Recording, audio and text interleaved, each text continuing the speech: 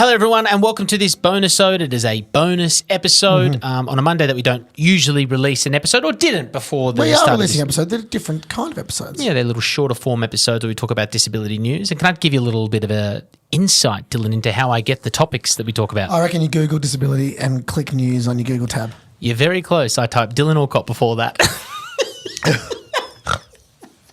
You're such a loser. That's what I do. And so this bonus episode, and make sure you subscribe so you don't miss anything, or click that follow button on your podcast subscriber. You're a loser. I love it. Dylan Alcott pops up standing next to Bill Short. And, of course, we shared this on our Instagram as well. But can you please tell us what this NDIS 2.0 plan is? Yes, so as Australian of the Year, which we still can't believe we got, one of the things I wanted to do was support the NDIS in any way that we can.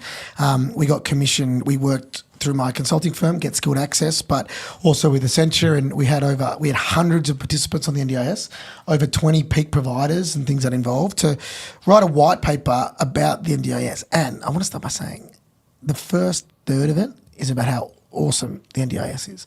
And what we wanted to do was, do you know where your taxpayer money is going, Angus, in the NDIS? No, not specifically. Well, exactly. And I think in the past, we've really always talked about the cost and the negative things, not the actual benefit about where people's money's going. And I just wanted to educate people about how awesome the program is. Like, for example, one of the stats we found out, for a child under the age of 6 who's been on the NDIS for more than 4 years, they have double the amount of friends. Wow. Because they get support to go to support groups, they get care. Like-minded friends, yeah. No, so how cool is that? I was like, wow, that's amazing. I wouldn't. That's a statistic. See? Would never expect it to have heard. All you think about is like, oh, wheelchair, get my house modified, whatever. But because it gives the child the support to be themselves, get independent, get out there, get more confident, you know what I mean? You don't think about things like that, do you? So I was like, that's bloody awesome. There's 280,000 people in Australia who had never had disability support before until the NDIS, right? Getting the things they need.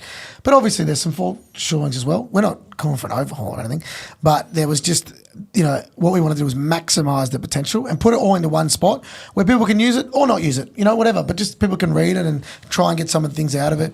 Our first recommendation, which was already done before we released it was a 6-month thing, which we are so pumped about, was obviously Kurt Fernley being named as the chair, having disability representation at the head of NDIA.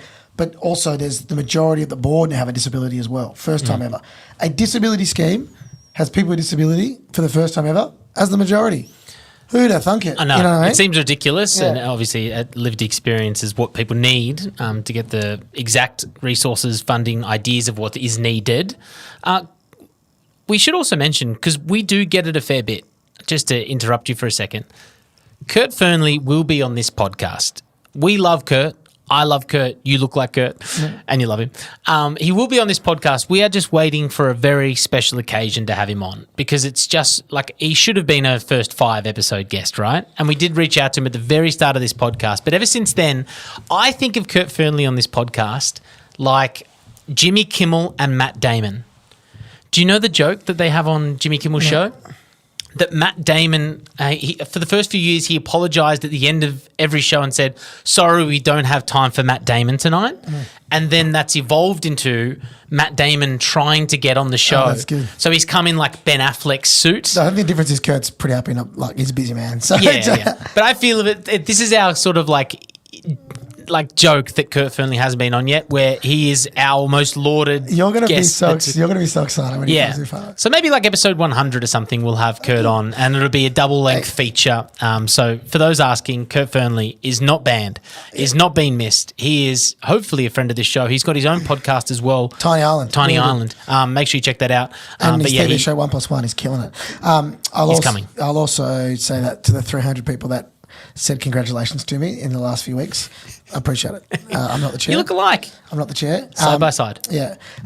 But he could think way more qualified than someone like me to be able to do that. And some of the other recommendations are just like greater flexibility around spending your funding. It's a bit hard for some people.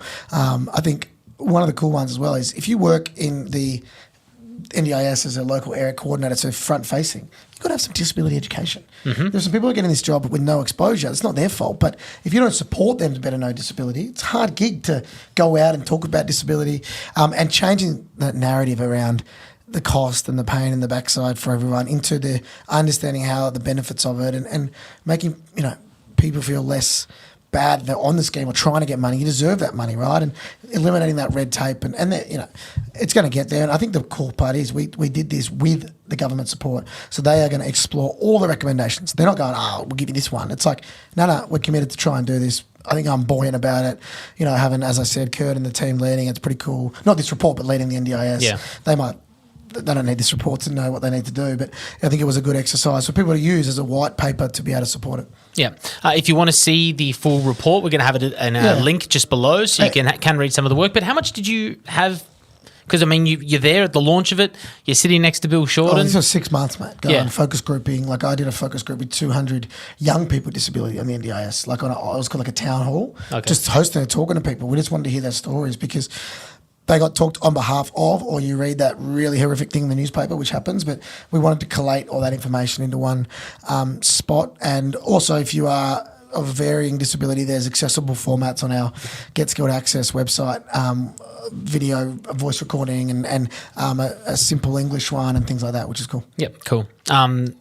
Well, let's see. It's one thing to launch something; it's another thing to see it in action. So, well, they're just words on a paper, unless we all understand it and support it. So, we look forward to working with everyone to get it up. But the important thing is understanding it, and if you live with disability, you know someone, make sure you're across it as well. But able-bodied people just read it, so you know. Yeah, me it's too. just good to know. Like Angus had a read, and he took him a while. It's a pretty big report, because.